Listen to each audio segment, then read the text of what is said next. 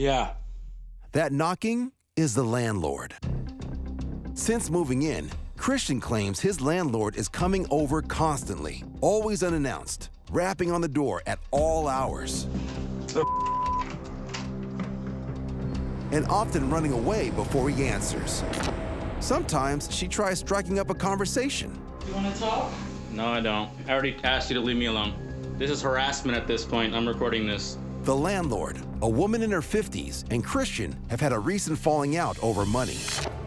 Christian did some handiwork for his landlord and claims she underpaid him.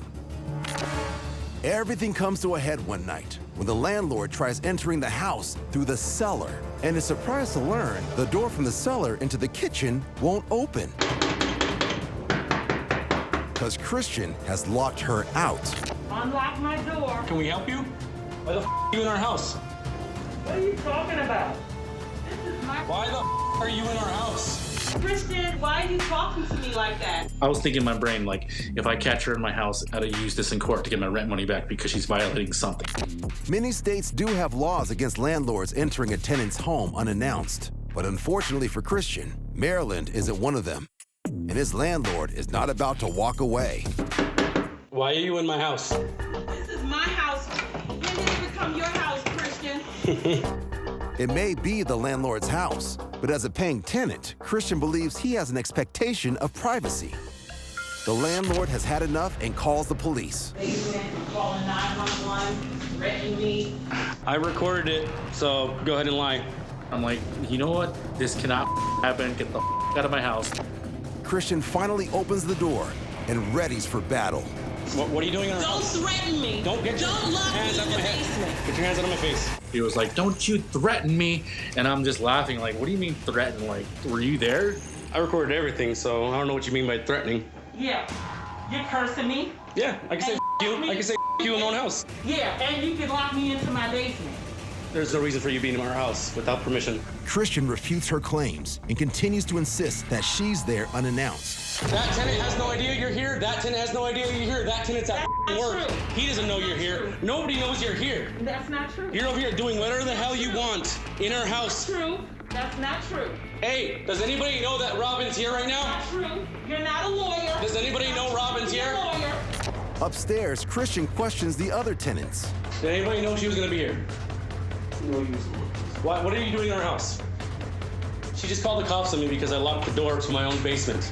The second neighbor is new, having just signed his lease that morning, although he may be having second thoughts. This is starting to be a hostile environment for me, and I just got here. That's a lease break. I didn't sign up for this. I didn't sign up. I didn't sign up for this. No one signed up for this. Who in their right mind would sign up for a house just to be harassed by the landlord and then pay for the next month to have it happen again? As tenants' tempers boil, the landlord simmers down. Don't do that right here, because I'm going to start getting back. The landlord retreats, and the battle seems won. But the night is far from over for Christian. The recording stops, and the cops actually come 30 seconds later. So they arrested me right there for false imprisonment, threatening, and I went to jail that day in Baltimore City. One of the worst experiences I've ever had. Christian is released within 24 hours and is eventually cleared of criminal charges, thanks in part to his footage. What are you doing in our Don't house? threaten me. Don't get your Don't lock hands me out in of the my head. basement. Get your hands out of my face. And yet, after all he's been through, Christian still lives at the same house, with the same landlord, but with a new plan. As of right now, I refuse to pay rent. I'm gonna stay here until the sheriffs come because she's not gonna use this space to make money. So I'm gonna stay my ass here until the very last minute. She's not gonna get rid of me that fast. Looks like this neighborhood war is far from over.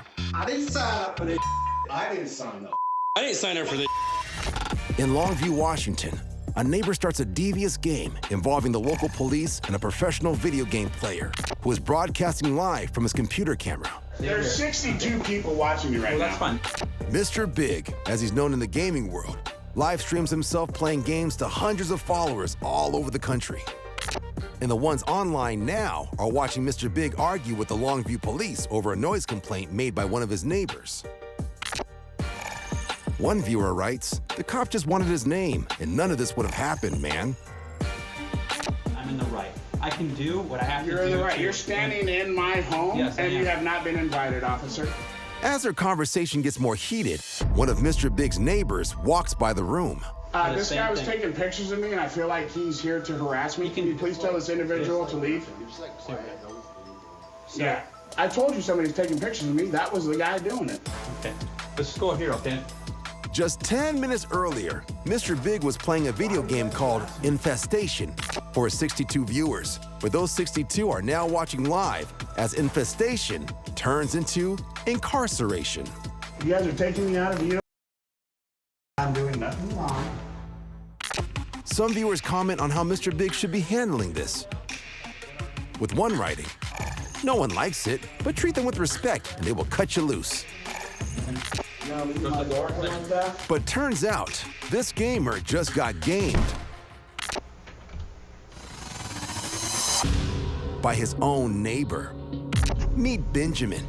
Benjamin is the one who called in the noise complaint and the one who waits for Mr. Big to be escorted out by the police.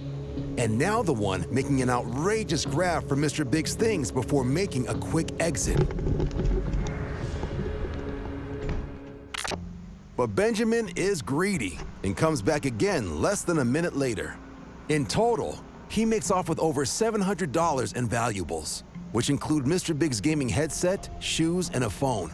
Smaller items that are easier to conceal and resell, which is why he shows little interest in the computer or the computer cam that continues to broadcast his every move to all of Mr. Big's 62 viewers, who are now calling the police. Soon, it's game over for Benjamin Frostad, who's arrested and charged with 2 counts of felony burglary.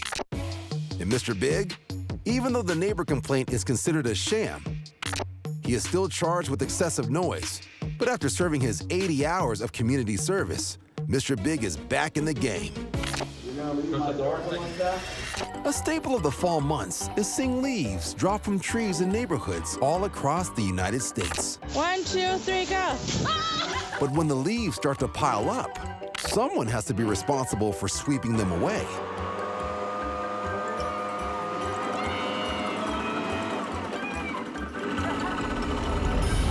And in a trailer park in Bay City, Michigan, a woman has taken it upon herself to get in the way of another woman trying to clean up the neighborhood with a leaf blower. Can I do my job, please?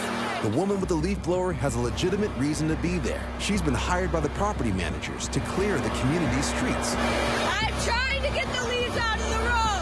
The neighbor in purple came out when she saw the woman moving traffic cones in the street and thought she was doing something to mess with her car. And from out of nowhere, she attacks. Get away from my car! The car's for my dog! Without warning, the enraged neighbor charges the woman behind the camera, striking her multiple times before knocking her to the ground. What you're seeing now is a view from the phone, knocked into a pile of leaves. But just out of the camera's view, the irate neighbor is still attacking her victim and actually knocks her to the ground. The woman is eventually able to struggle free from her attacker and calls the police. When they arrive, authorities review the footage and document the victim's injuries. The woman who attacked is promptly served an eviction notice from the trailer park and is arrested by Bay City PD for assault and battery. As of this recording, her case is still ongoing. It's the afternoon and everyone's trying to get home from school. But for neighbors on this block in Brooklyn, New York, rush hour takes on a whole new meaning. After stealing a school bus from an unlocked yard, the driver is determined to make a clean getaway, regardless of what's in front of or behind him.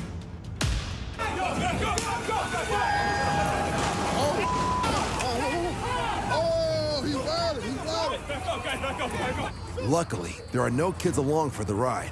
Now trapped in gridlock, neighbors try to keep the bus from moving any further as police race to the scene.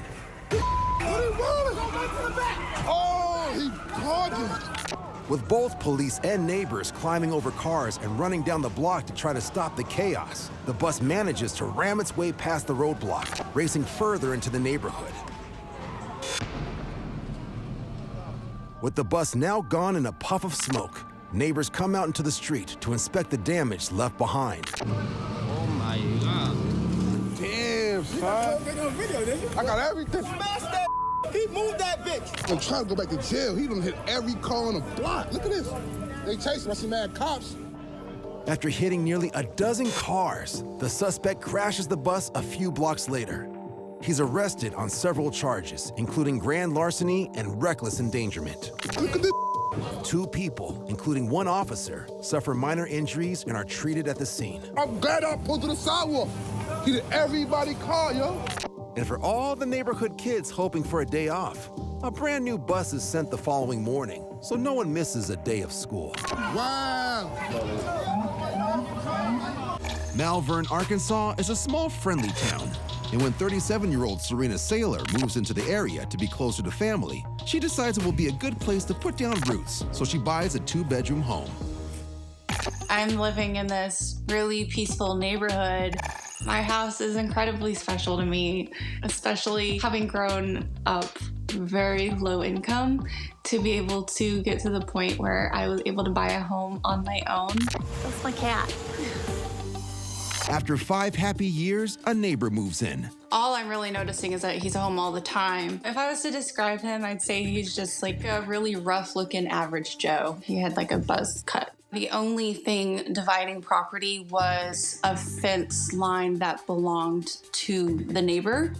I mean, I would see him in his backyard and he would see me in mine, but I'm a fairly private person. Up until everything started getting weird, I don't even know if I said more than 2 words to this guy. However, one day Serena sees something strange in her backyard, and from that day on, she starts making videos and sharing them online for support. So I'm a little concerned right now. In fact, I'm shaking. I looked out my window and I see this and I'm like, I couldn't believe it. Put up this fence, he cut the wire and put this other one in that has access to my yard. Why? I'm legitimately scared. Why did he do this? Serena is not exactly sure where her property line is, as she doesn't have her own fence. However, she decides not to confront the new neighbor, as she's worried how he may react. But soon things get even more creepy. I haven't been outside since I recorded that video hours ago. I did hear the neighbor outside earlier. I did not look outside. And gate's wide open. A roll of toilet paper. What? I'm documenting this gate being open. I am closing it, and I'm going to see if I have a lock. With the gate being open, with that toilet paper roll there, I knew he must have come onto my property. This was definitely very purposely opened, because that did not just magically fall open. I do happen to have a lock, so here we go. I'm trying not to overreact, but at the same time, I am concerned. With the gate locked, Serena feels more secure. But later that night, she becomes aware of something outside on her back porch, and the only way onto her porch is through her backyard.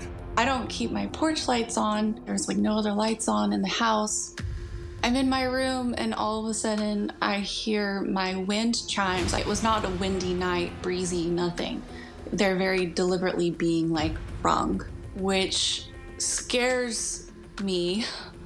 My heart starts pounding, because I just don't know what is going on or what to expect. Serena goes to the door terrified of what may be outside. All those thoughts go through my head of I could be opening this to someone with a knife, a gun. I don't know what I'm opening this up to. So she grabs her gun for safety and goes to the door, gripped with fear.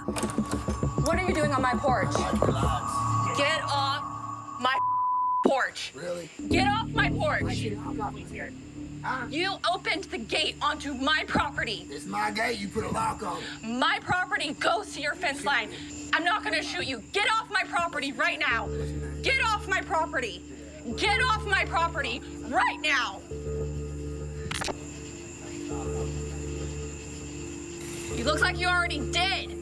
Stay off my property. I did feel good about the fact that I could get him off my property and that he left, but it was very short-lived because I knew this fight wasn't over. In the next few weeks, Serena's neighbor continues to trespass on her property. Will you please get off my property? You're not supposed to be over here. Don't ever come on my property again. Serena installs an 8-foot-high fence so her neighbor can't invade or even see into her backyard. I has a fence. But there's a gap in the fence between their properties that her neighbor is exploiting. My crazy neighbor was coming through that gap, and that's how he was accessing my backyard so easily still. Why are you on my property? Please get off my property. You've already had an official warning from the police. So I put up a barrier to protect that. He kicked over that barrier. Serena is terrified as her neighbor is carrying a stick. That's when I called the police and he got an actual trespass charge. And the next night, he kicked in my front door in the middle of the night. This time, the neighbor goes round the front of the house and kicks Serena's front door until it's damaged.